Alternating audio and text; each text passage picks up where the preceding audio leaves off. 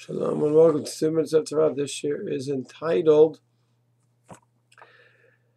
Megillat Esther and Purim, the eternal Megillah and the eternal Chag. The Ramban finishes off HIlchot Purim with an astounding halacha. He writes that everything's going to be bought till the Mashiach.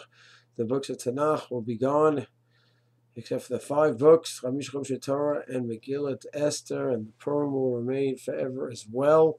The Raavad says, Ma pitom. The Yerushalmi that the Rambam is quoting did not mean that. We'll still have them. Maybe it won't be read the way they're read now, but they'll still be around, still be part of the Tanach. And some commentaries on the Rambam say, we'll see. We'll see what's going to be. Mata Mashiach. Hard to paskin on such a shayla. Hard to know.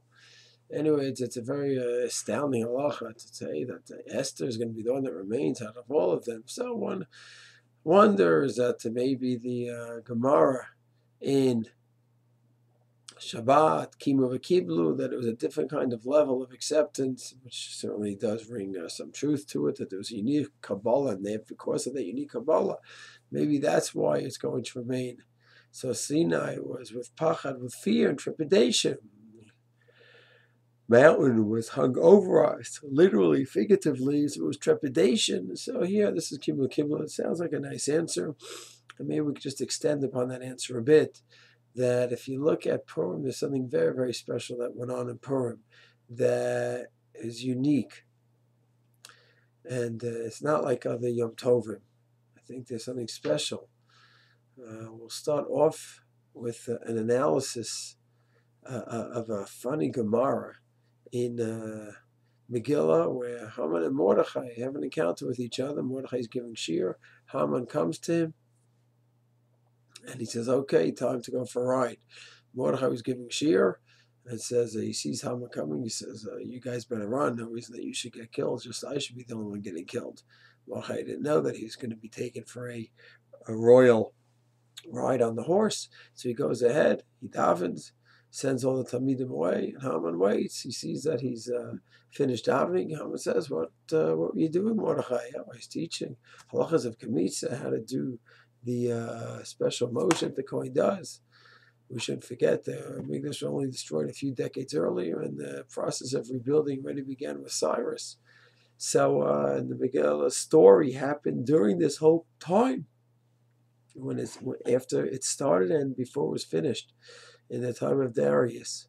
So Mordechai said, I was teaching. And then Haman goes ahead and says, really? Well, you should know that's worth more than all my value and all my wealth.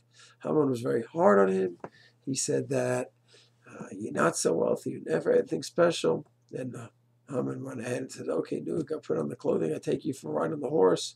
Mordechai said, I can't wear the clothing in such a state. And there was no bathhouse. They were all closed because of the 3 days of fasting and mourning. And therefore, Haman gave him a haircut and washed him. He was moaning and groaning. And during this whole time, Mordechai was attacking him. You think you're something special. I know you were Bobby years ago. And then finally, he finished getting him ready for the horse. He said, okay, get up on the horse. And Mordechai said, I can't. I'm weak from all the fasting. There were no chairs around, and the time came for Haman to take him around. He had no choice but to bend over and let Mordechai go on his back. Mordechai went on his back, and what happened? He gave him a kick. Haman says, how do you do such a thing? But don't rejoice at the enemy's downfall.